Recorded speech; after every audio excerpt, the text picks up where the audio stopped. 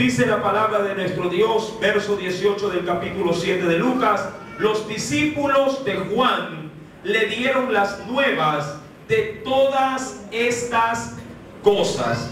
Recordemos, mis queridos hermanos, de qué manera el ministerio de Jesús había evolucionado en medio de la nación judía. Recordemos paso a paso los milagros que éste había hecho a favor de su pueblo. Cómo Jesús en más de una oportunidad se manifestó en misericordia, trayendo sanidad sobre muchos enfermos, libertando endemoniados, aún levantando hasta los muertos. Mis queridos hermanos, todo esto hizo que la fama de Jesús creciera en gran manera.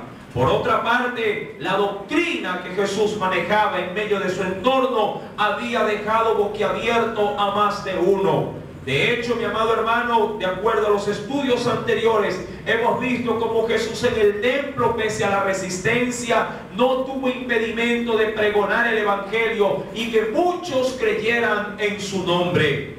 Todo esto, mi amado hermano, cautivó a la nación judía. Mientras Jesús se encontraba en su ministerio ejerciéndolo a todo esplendor, por otra parte el enemigo se había movido y había provocado que se tomase preso a un hombre llamado Juan. Ese mismo Juan era quien había sido instrumento de Dios para proceder, para poder llevar a cabo sobre la vida de Jesús el bautismo en agua. Si recordamos, mi amado hermano, acompáñeme brevemente al Evangelio de Mateo. Evangelio según San Mateo, capítulo número 3, verso número 13. Evangelio de San Mateo, capítulo 3, verso número 13. ¿Lo tiene? Nos declara el Señor: entonces Jesús vino de Galilea. ¿A quién? A Juan, al Jordán, es decir, al río Jordán, para ser bautizado por él. Y dice que Juan, verso 14, se le oponía diciendo: yo necesito ser bautizado por ti, y tú vienes a mí. Pero Jesús le respondió: deja ahora, porque así conviene que cumplamos toda justicia. Entonces dice ahí la palabra, le dejó. Ese Juan, mi amado hermano, había proclamado en el desierto todo cuanto habría de venir, luego de la anunciación de que el Cordero, el Cristo, ya habría de precederle a él en su ministerio. De hecho, en el mismo capítulo 3 de Mateo, en el versículo número 2, la Escritura dice que el evangelio que proclamaba Juan el Bautista era el siguiente: arrepentíos, porque el reino de los cielos se ha acercado. Pues este es aquel de quien habló el profeta Isaías cuando dijo: voz del que clama en el desierto, preparad el camino del Señor, enderezad sus sendas. Y el verso 5: y salía a él, es decir, a Juan, Jerusalén, toda Judea y toda la provincia de alrededor del Jordán, y eran bautizados por él en el Jordán, confesando sus pecados. Este hombre tenía también, mi querido hermano y hermana, una aceptación tremenda en medio de su nación. Mas sin embargo, así como el mismo Juan luego reconoció, luego de la aparición de Jesús, que era necesario que él mengüe para que Cristo pueda crecer, el enemigo se movió en medio de la nación y usó a un hombre llamado Herodes, rey, por cierto, en aquel entonces tetrarca de 4 provincias, para tomarlo preso a Juan, ya que éste había proclamado contra él y contra su reina que se encontraban en un adulterio abierto, y que este hombre no hacía nada para poder deshacer dicha unión. Todo eso le conllevó a que Herodías, mujer de Herodes, promulgara en contra de Juan el Bautista una orden para que pudiesen arrestarle y posteriormente llevarle a la muerte. Cuando Jesús estaba ya ejerciendo entonces su ministerio, Juan se encontraba preso. Y de esa manera, mi amado hermano, a través de esa angustia y esa necesidad, estando ya encaminado prácticamente casi como para la muerte, dice la Biblia, y acompáñeme en el Evangelio de Lucas, capítulo número 7, verso 18, el Señor nos dice lo siguiente: los discípulos de Juan le dieron las nuevas de todas estas cosas. Es decir, que Juan también tenía discípulos, pero Juan no podía comprobarlas de una manera presencial porque él estaba detenido. Pero envió a sus seguidores para que constataran acerca de en este caso del ministerio de Jesús, de la obra, de la labor de Cristo. Y dice que los discípulos de Juan le dieron las nuevas de todas estas cosas. Es decir, que cuando Juan mandó a preguntar acerca de Jesús, los enviados de Juan fueron tras Jesús, vieron los milagros, escucharon el mensaje, y todo esto le fueron nuevamente a decir a oídos de Juan. Y de seguro Juan escuchó que Jesús sanaba a los enfermos, que Jesús sanaba a los paralíticos, daba vista a los ciegos, y que el evangelio le era predicado a todos aquellos necesitados. De hecho, mi amado hermano, acompáñeme en el capítulo número 7, pero ahora un poquito más adelante, en el verso número 21, dice el Señor: en esa misma hora, cuando le fueron a preguntar, en ese mismo tiempo, en esa misma hora sanó a muchos de enfermedades y plagas. Y también dice, y de espíritus malos, y a muchos ciegos le dio la vista. En el versículo, mi querido hermano, que hemos leído, corroboramos en todo caso que Jesús estaba siendo poderosamente usado por el poder del Espíritu Santo. Todo esto, mi amado hermano, fue llevado a los oídos de Juan, el cual se encontraba preso. Juan estaba en la cárcel. Mi amado hermano, pero una necesidad a esta pregunta me llega a mí a la mente y al corazón. ¿Cómo así Juan, el que había proclamado acerca de Jesús, que era el Cordero de Dios, el que quita el pecado del mundo, ahora le envía a preguntar a ese mismo Cordero si acaso él habría de ser realmente quien había dicho que era? Mi amado hermano, acompáñeme por un momento al Evangelio de Juan. En el Evangelio según San Juan, en el capítulo número 1, Evangelio de Juan, capítulo número 1.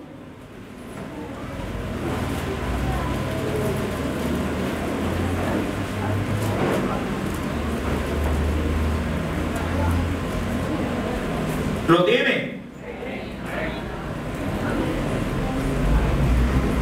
En el verso número 29 dice el Señor, Evangelio según San Juan, capítulo número 1, versículo número 29.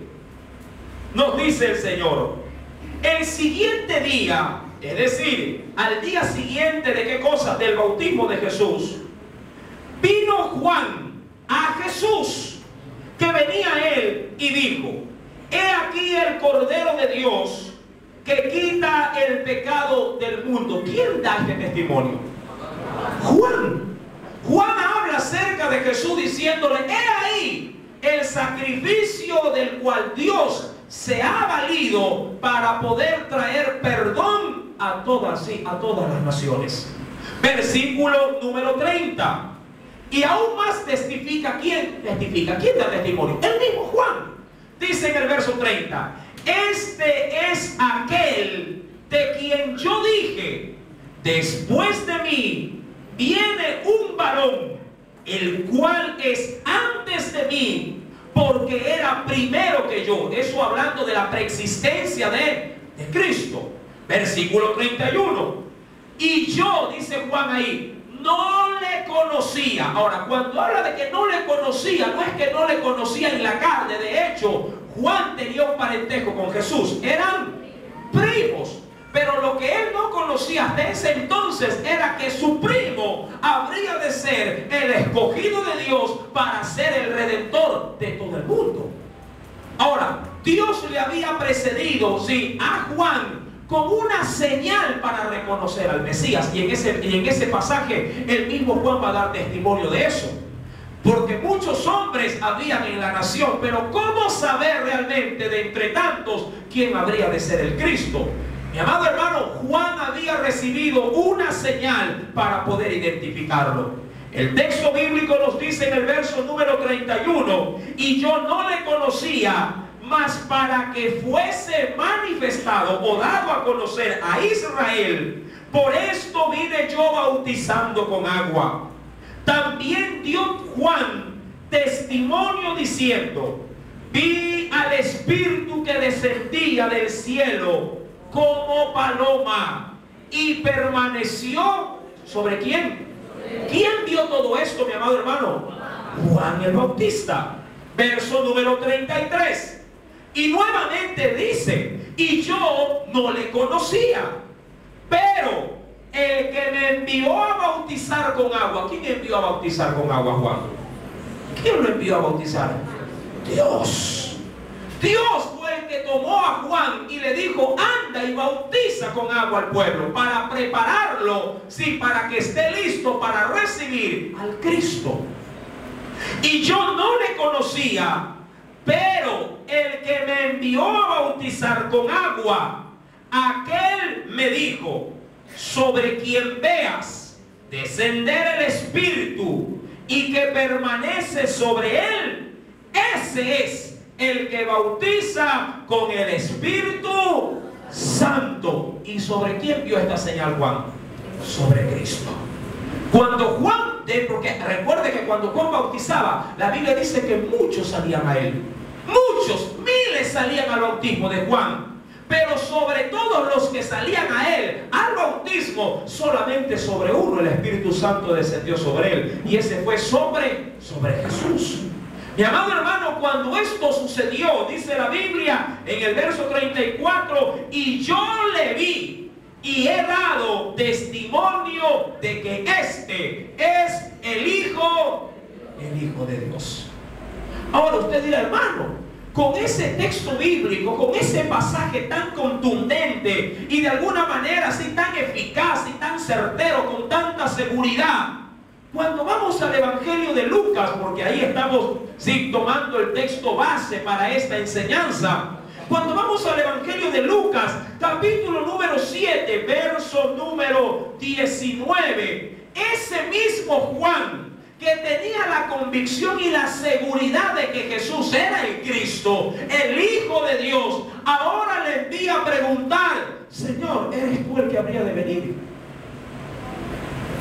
Señor, ¿realmente eres tú? No me habré equivocado. Señor, yo vi el Espíritu Santo que bajó. He corroborado la demanda o la señal que Dios que me llamó a bautizar la cumplió sobre ti y di testimonio que eres el Cordero de Dios, que eres el Hijo de Dios, pero realmente eres tú. Mi amado hermano, ¿por qué nació la duda? ¿Por qué nació, mi querido hermano, sí, la intriga en este hombre?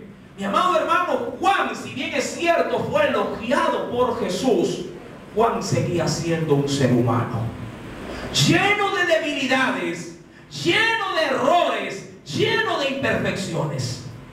Cuando Jesús da un testimonio acerca de Juan, lo pone por los cielos, de hecho. Acompáñenme por favor en ese mismo capítulo de Lucas, capítulo número 7.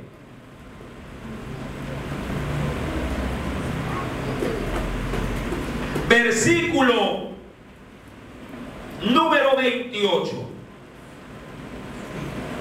Os digo, eso es Jesús hablándole a los discípulos y sobre todo a los que el mismo Juan les había enviado a preguntarle si él era el que habría de venir. Os digo, dice el Señor, que entre los nacidos de mujer no hay mayor profeta que Juan el Bautista, pero el más pequeño en el reino de Dios es mayor o es más grande que él. Pero aquí en la tierra, ¿en qué categoría el Señor lo tenía?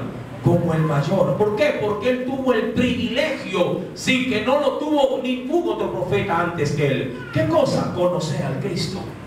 Ustedes saben cuántos profetas hubiesen querido tener el privilegio de ver al Redentor, de ver la promesa cumplida de Dios, de que el Señor habría de enviar al Salvador. Si todos los profetas de la Biblia hubiesen simplemente nacido para ver ese día, pero ninguno lo pudo ver.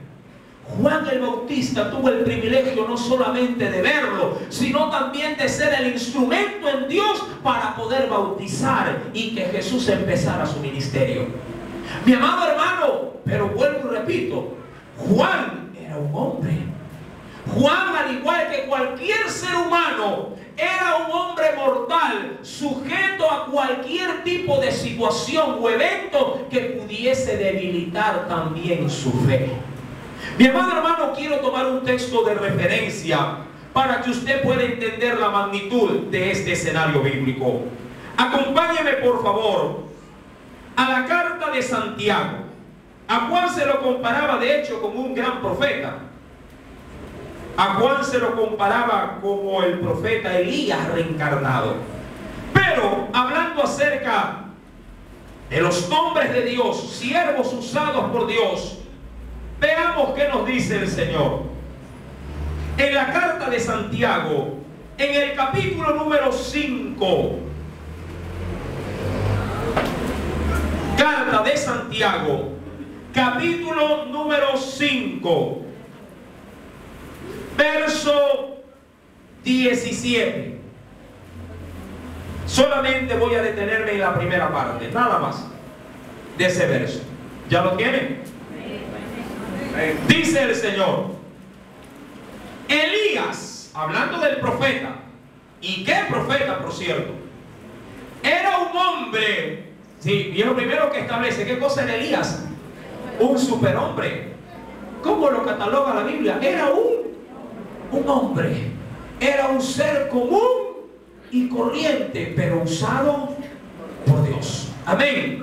Pero para poder ser usado por Dios hay que dejarse también usar por Dios. Amén. Mucha gente quiere ser usada. ¿Cuántos quieren ser usados por Dios? Ahora, ¿cuántos le dejan a Dios que los use? Eso es otra historia, ¿verdad que sí? Muchos dicen: hermano, yo quiero ser usado por Dios, quiero ser un hombre, una mujer de Dios. Y Dios dice: perfecto, voy a hacerte una mujer poderosa en mí. Y cuando Dios quiere comenzar a trabajar, le decimos: no, pero así no, Señor. De otra manera yo pensaba que era. No, cuando Dios mete su mano en nuestro corazón y le quiere dar forma, mi amado hermano, muchas cosas van a tener que suceder en tu vida que va a causar estragos, que te va a causar dolor, pero al final, mi amado hermano, como cuando la mujer da luz, luego de parir, entonces viene el regocijo de tener una bendición en su regazo. Asimismo es todo aquel que quiere ser usado por el Espíritu Santo. La Biblia dice que Elías era hombre sujeto a pasiones semejantes a las nuestras. ¿Qué le pasó, mi amado hermano, entonces a Elías? A Juan el Bautista. Acompáñenme nuevamente al Evangelio de Lucas.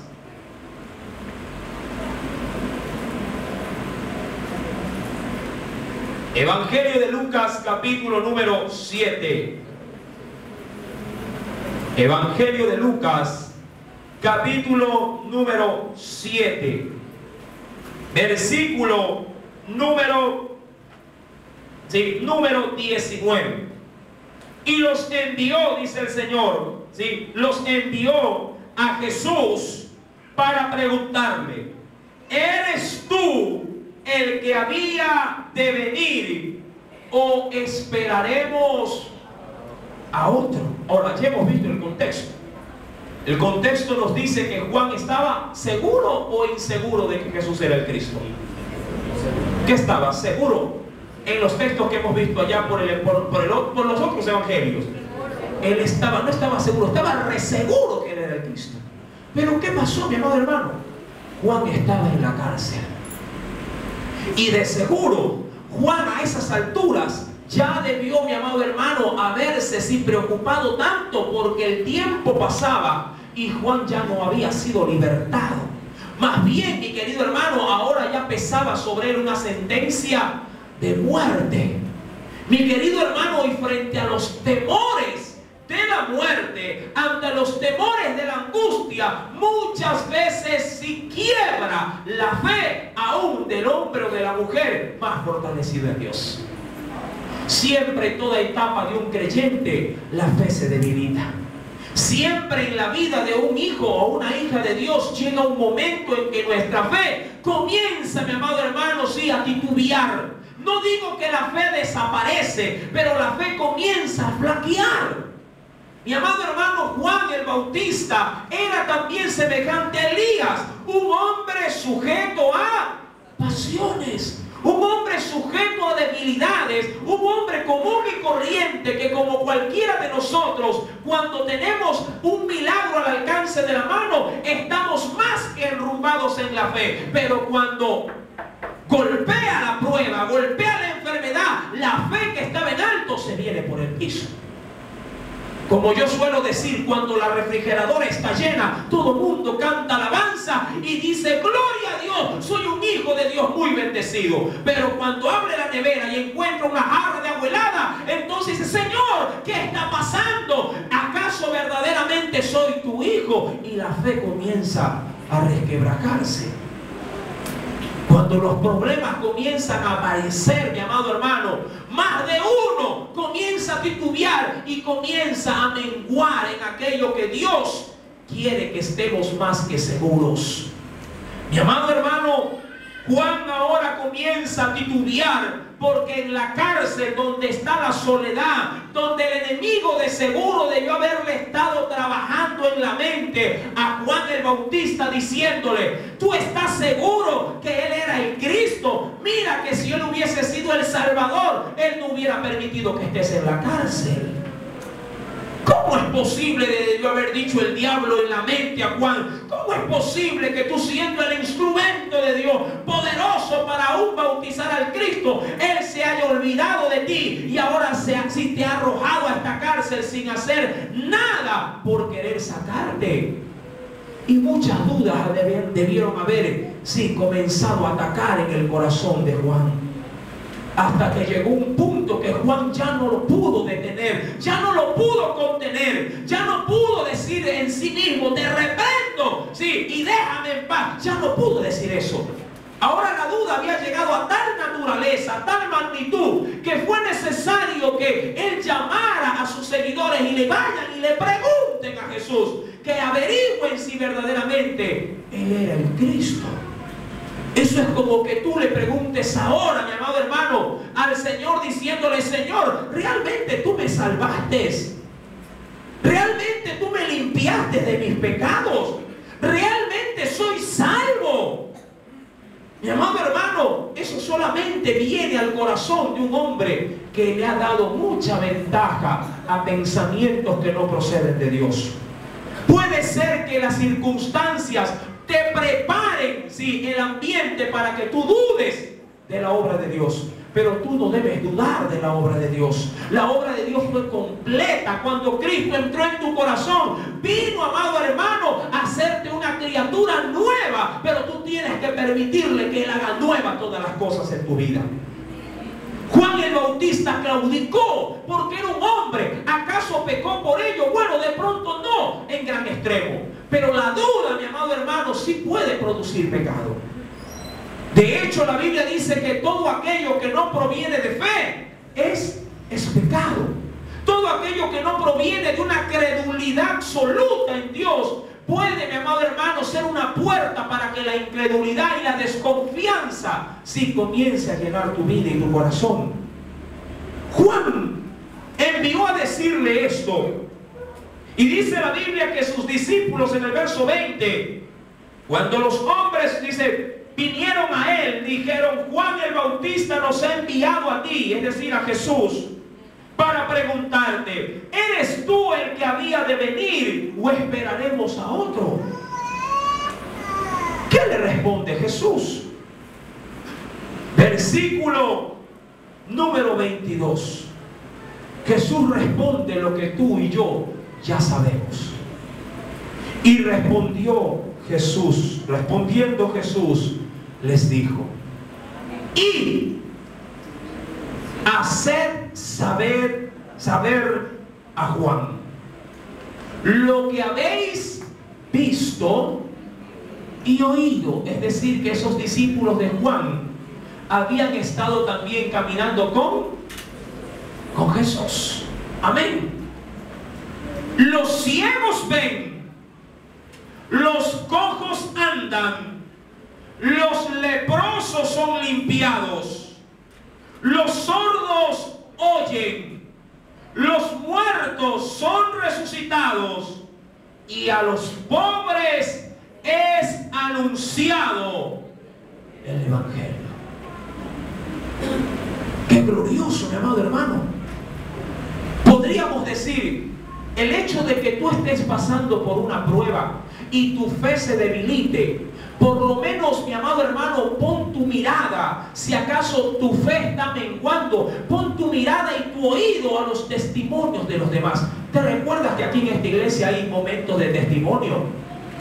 ¿Verdad? Aquí hay un tiempo de oración. ¿Y qué días son?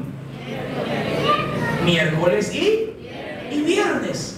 Cuando la fe de uno está debilitada y uno piensa que Dios se ha olvidado de uno, uno viene, mi amado hermano, y escucha el testimonio de la vida de su hermano en la fe y dice: wow, es verdad, en mi vida por este momento, por este tiempo, Dios no está haciendo nada. Y amado hermano, usted tiene que entender esto: Dios no está obligado a hacer milagros. ¿Sí me está entendiendo? ¿Sí me está oyendo bien? Dios no está obligado a hacer milagros.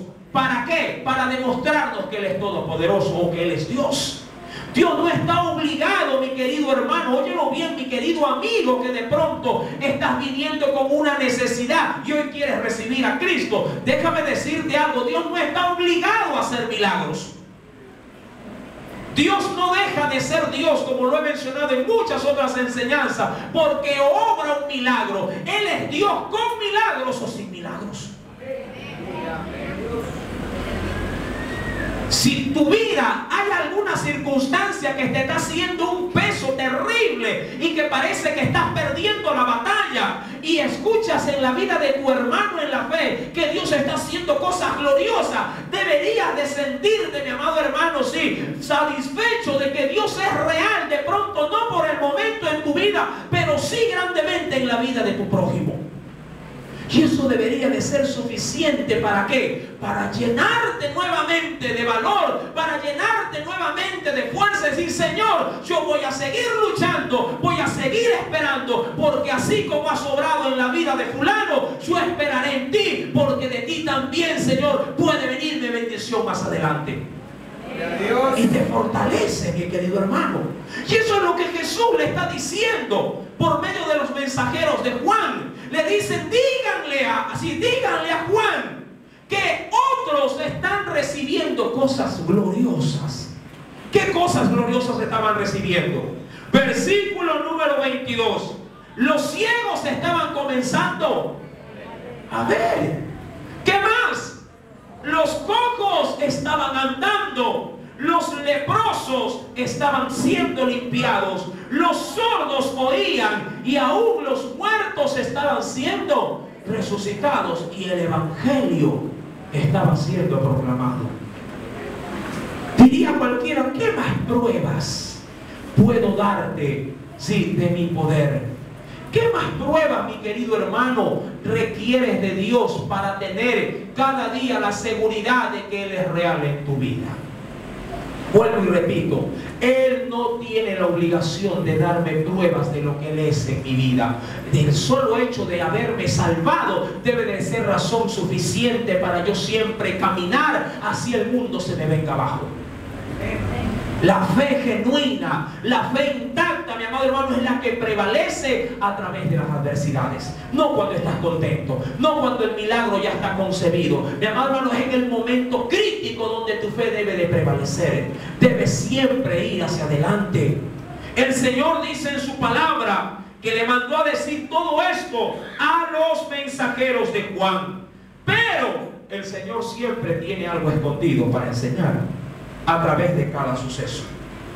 Dice en el verso 23, y aquí yo quiero que tú te detengas, y dice: bienaventurado es aquel que no halle. Y ese mensaje era estrictamente ¿para quién?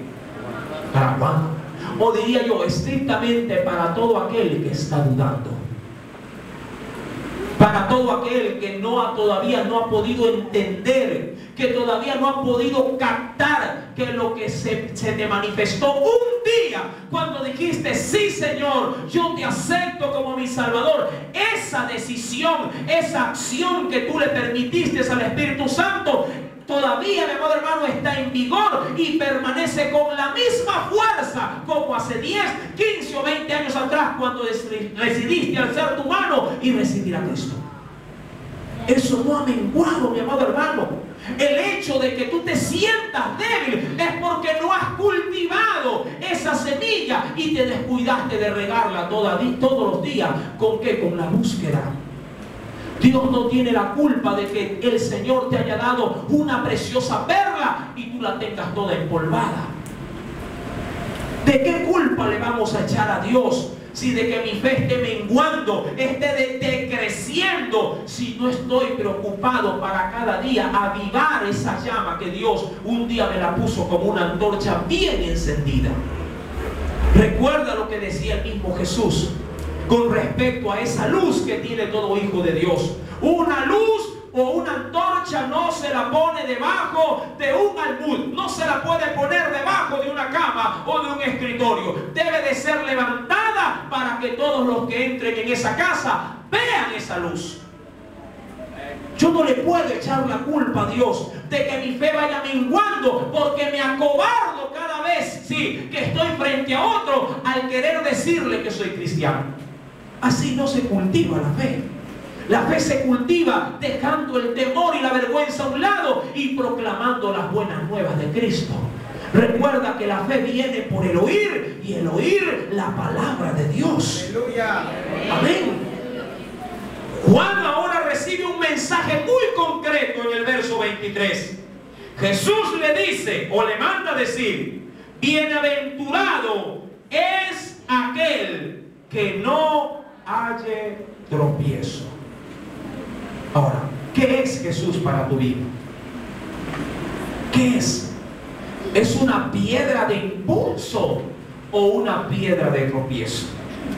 Una piedra, como lo decía también en las cartas, sí, una piedra angular para poder ahí sobre ese fundamento seguir edificando, o es una piedra que cada vez y cuando te hace caer.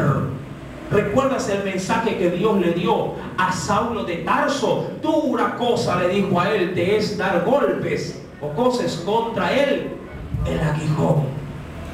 ¿Qué es Cristo para tu vida, mi querido hermano?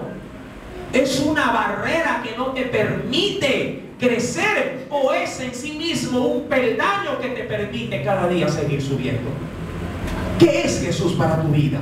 ¿Un impulso, un aliento, o te ves de hecho de alguna manera saturado, te ves acorralado, apretado, porque la palabra de Dios te dice no peques y tú quieres pecar y por eso tropiezas? ¿Qué es Jesús para tu vida? ¿Es un motivo, sí, de fe, un motivo de lucha o un motivo de fracaso? Hay quienes parecieran ser que han recibido a Cristo simplemente para poder, sí, batallar en vez de poder triunfar. Mucha gente, mi querido hermano, ve en Jesús una barrera, una limitación, porque ellos quieren pecar. Y Jesús dice, pero es un obstáculo, una barrera que no me deja con libertad seguir pecando. Si tú tienes a Jesús como esa barrera, mi amado hermano, déjame decirte, sí, que el Señor conoce esa disyuntiva de tu corazón, y es preferible, como lo dice el libro de Apocalipsis, que aquel que es santo santifíquese más, pero aquel que es inmundo sea inmundo todavía. Debe de haber una definición de la fe, mi amado hermano. Cristo no ha llegado a tu vida para crearte, sí, dificultades, sino para crear facilidades en ti, para que seas un más excelente ser humano, un más excelente hijo de Dios, un más excelente siervo que pueda Él usar.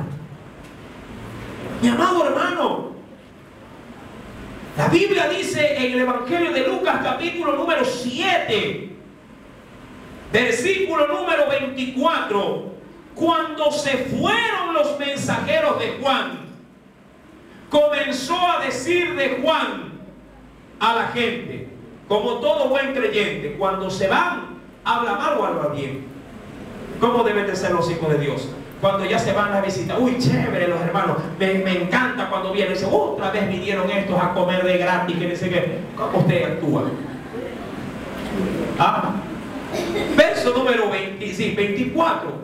Cuando se fueron los mensajeros de Juan, Jesús comenzó a hablar de Juan diciéndole, ¿qué salieron a ver al desierto? ¿Qué saliste a ver al desierto? Y dice, una caña sacudida por el viento, es decir, a un hombre sin son ni ton, es decir, sin horizonte, sin rumbo, un hombre simplemente que salió de manera emocional. Más, verso 25, ¿qué salieron a ver? A un hombre cubierto de vestiduras delicadas. Recuerde cómo estaba Jesús, Juan vestido en el desierto cuando proclamó, diríamos así, el primer evangelio que le precedía al evangelio de Cristo. Juan vestía, dice la Biblia, de pelo de camello. Ahora, esta era una ropa no acostumbrada en los tiempos de Jesús. En los tiempos de Elías, los profetas vestían con pieles. Y era una túnica, por cierto, muy particular, que distinguía, fuera de lo normal, a estos hombres o profetas. Y Juan, por así decirlo, utilizó un atuendo que ya en Israel no se usaba. Pero lo hizo con la única intención de identificarse, con aquellos que proclamaban, en este caso la palabra de Dios en los tiempos patriarcales. Se puso un atuendo, diría cuál, es como que usted en la actualidad se ponga la ropa de los 70, así como varón, pantalones apretados y las bastas de campana. ¿Verdad que así se usaba? O unos cuellos grandotes en la camisa, ¿verdad? Si lo ven así, y dice, está desordenado de la época, ¿verdad? Juan utilizó un atuendo muy particular. Se identificó en medio de su nación con un atuendo de profeta muy antiguo, pero lo hizo, vuelvo y repito, para también dejar de manera visual de que él venía a proclamar un mensaje de Dios. Recuerde que 400 años antes de Juan, Dios había callado y profecías ya no había. Y Juan sale, mi amado hermano, como un ícono en medio de una generación que necesitaba oír palabras de Dios. Jesús, hablando de él, dice en el verso 25, ¿qué salieron a ver? A un hombre cubierto de vestiduras delicadas. He aquí los que tienen vestidura preciosa y viven en deleites, en los palacios de los reyes están. Mas, ¿qué salieron a ver? A un profeta. Y responde Jesús, sí os digo, y más que profeta, este es de quien está escrito, he aquí envío mi mensajero delante de tu faz, el cual prepara tu camino delante de ti. Y como lo leímos hace un momento, os digo que entre los nacidos de mujeres no hay mayor profeta que Juan el Bautista, pero el más pequeño en el reino de Dios es mayor que él. Mi amado hermano, de seguro algo no relata la Biblia. el encuentro posterior de Juan. ¿Con quiénes? Con sus discípulos. Pero lo que sí es seguro, que los discípulos fueron a qué cosa, a retransmitir palabra por palabra todo lo que Jesús habló acerca de él. Recuerde esto en el verso 23, porque aquí hay que hacer una pequeña connotación. Bienaventurado es aquel que no halle tropiezo en mí. Mi amado hermano, para concluir en esta noche, Jesús sabe muy bien que llegan momentos a nuestra vida de debilidad. Jesús sabe muy bien que en cualquier tiempo de tu vida, sin tu fe, puedes sufrir estragos. Pero ese mismo Dios que sabe muy bien que tu fe puede ser expuesta, sin que puede verse de alguna manera debilitada, el Señor sabe que en medio de la debilidad Él estará ahí para poder ayudarte. Acompáñame por favor, si acaso alguna duda tienes con respecto a esto. Mira lo que el Señor nos dice en su preciosa, sí, y bendita palabra.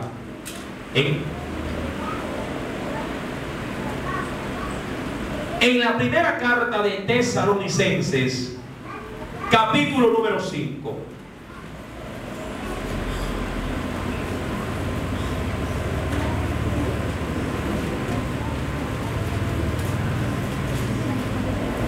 Tesalonicenses, primera carta de Tesalonicenses, capítulo número 5. ¿Lo tienes? Primera carta de Tesalonicenses, capítulo número 5, versículo número 14.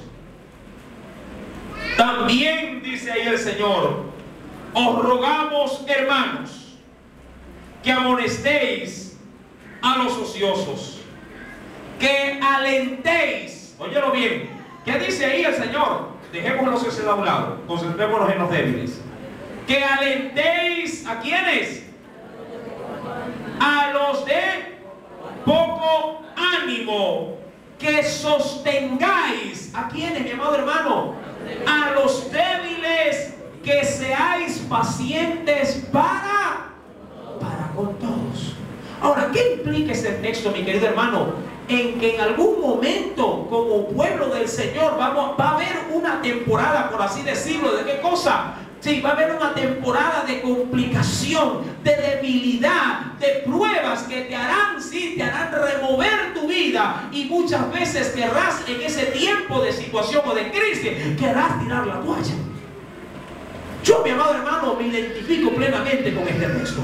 A veces, si placiera tirar la toalla, a veces placiera salir corriendo y ya no saber más del Evangelio, porque de pronto uno trata de hacer en Dios las cosas correctas, y en vez de recibir un aplauso o una palmadita en la espalda que te diga: qué lindo, hermano, siga adelante, más bien te dicen: hermano, ¿qué está haciendo? No se ha metido. Te pagan mal por bien. Pero cuando pasa eso, voy a la Biblia y veo a mi Cristo y digo: Señor, a ti te hicieron lo mismo. A ti también, sí, no te dieron una palmada o un aplauso luego de que sanaste a la gente. Pregunto, ¿qué querían hacer con Jesús luego de los milagros que se llevaban a cabo dentro del Sanedrín? ¿Qué le querían hacer? Lo querían matar. Nadie aplaudiese: Señor, qué bueno, otro milagro. No le daban porras, no le daban placas de reconocimiento diciendo: qué bueno, el Señor ha sanado a otro. No, mi amado hermano. Adicionalmente, Dios tiene una palabra de esperanza para todos aquellos que están débiles y que necesitan ser fortalecidos como Juan. En la carta a los Hebreos, en el capítulo número 4, posterior, más adelante de Tesalonicenses. Hebreos capítulo número 4, con esto concluyo.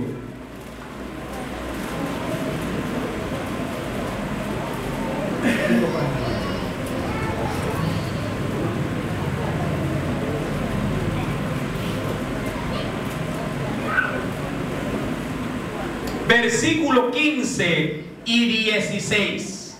Léelo con el corazón, por favor, para que puedas asimilarlo. ¿Lo tienes? Hebreos capítulo 4, versos 15 y 16. Le dice el Señor a su pueblo: porque no tenemos un sumo sacerdote, recuérdalo, que no pueda compadecerse. ¿De qué? ¿De qué? Tenemos un sumo sacerdote que dice ahí que no pueda compadecerse ¿de qué? De nuestras debilidades, sino uno que fue, o sea, él fue tentado. ¿En qué fue tentado, mi amado hermano?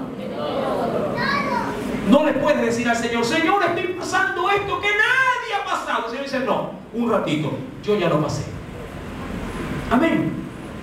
Oye, hermano, pero tú no estabas casado, Jesús. Sí, pero ustedes son la iglesia y qué dolor de cabeza que me hicieron dar. ¿Son mi esposa o no somos la esposa del Cordero? ¿Verdad que sí? Mi amado hermano, si usted lidia con un marido y quiere tirar la toalla, el que lidia con todos sus maridos, imagínese. ¿Verdad?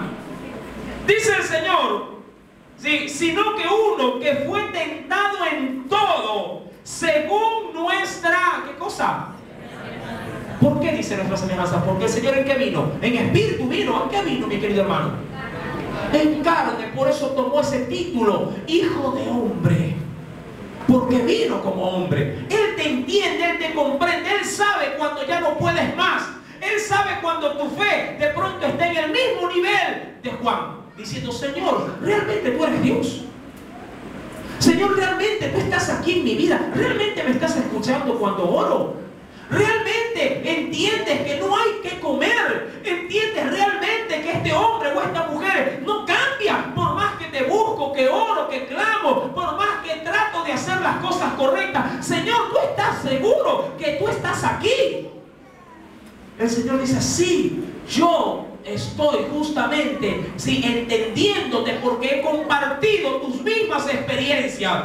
Pero dice la Biblia en el verso número 15, pero sin pecar, sin llegar al punto de ¿qué? De negar la fe. Y adicionalmente en el verso 16, ¿qué o cuál es la recomendación final de esta enseñanza?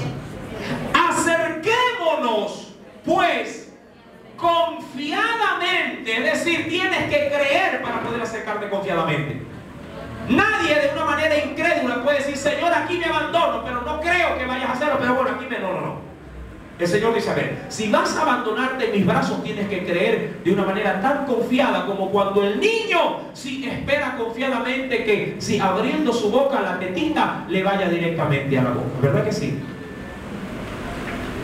Un niño, mi querido hermano, si tiene una fe ciega en sus padres, él solamente abre la boca y el papá trata de, ¿verdad?, de alimentarlo, así de sencillo. Si usted le dice a una criaturita de un añito, lo para en el filo de pronto de algo, de una mesa así o de algún lugar alto, y usted le dice: mi hijo, tírese que yo lo agarro, el niño se tira. ¿Verdad que sí? Él es crédulo. Él no está pensando que está alto. Él no está pensando de que mi papá no me va a agarrar. Él dice: mi papá me llama y yo me aviento. ¿Cuántos creen así al Señor? El problema es que cuando ya ha entrado en nosotros nuestros propios razonamientos, cuando el Señor dice: bótate que yo te aparte, ¿estás loco? ¿Puedo botar de mí? No, mi amado hermano, Dios no está loco. Más bien, mi amado hermano, lo loco que dice la gente de Dios, lo que es locura, es lo más sensato para el pueblo de Dios. Aleluya. Si el Señor nos ha dicho: tírate que yo te agarro, aviéntate, mi amado hermano, no veas el peligro, no veas las olas como las vio Pedro. Sí, lánzate confiadamente, porque tu Padre Celestial, como lo dice también en los Salmos, enviará sus ángeles para que tu pie no tropiece en piedra. Esa es la promesa de Dios para todo aquel que realmente confía en su Dios. Aviéntate en Jesús. Acerquémonos pues confiadamente al trono de la gracia para alcanzar misericordia y hallar gracia para el oportuno. Mira, termino con esto. Desde hace rato estoy terminando.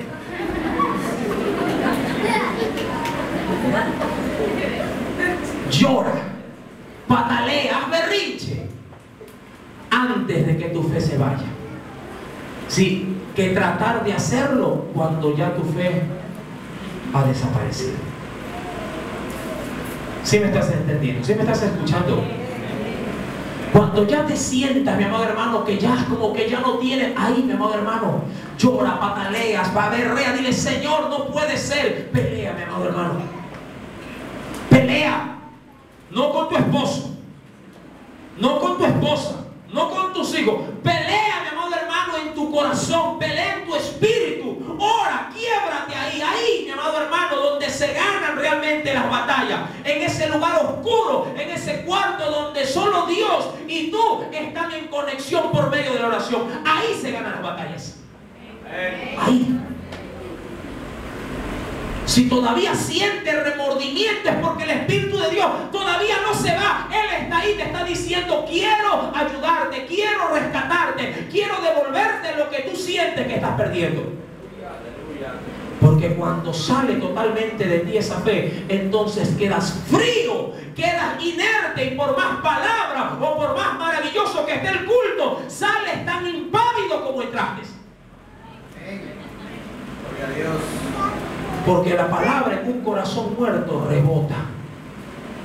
Pero en un corazón todavía sensible a la voz de Dios, es una esponja que está necesitada de su espíritu, que dice, siga pastor, yo quiero más, no importa, exhórteme, bendígame, haga lo que quiera, pero quiero salir con las fuerzas que Dios me da. ¿Cómo quieres salir en esta noche? Fortalecido, ¿verdad? Mi amado hermano, acércate al Señor. La Biblia dice, mi querido hermano, para concluir, que todo aquel que se acerca a Dios debe creer que Él le hay, porque el Señor es galardonador de los que le buscan. Búscalo y lo vas a encontrar. Alabanza a tu nombre. Oremos.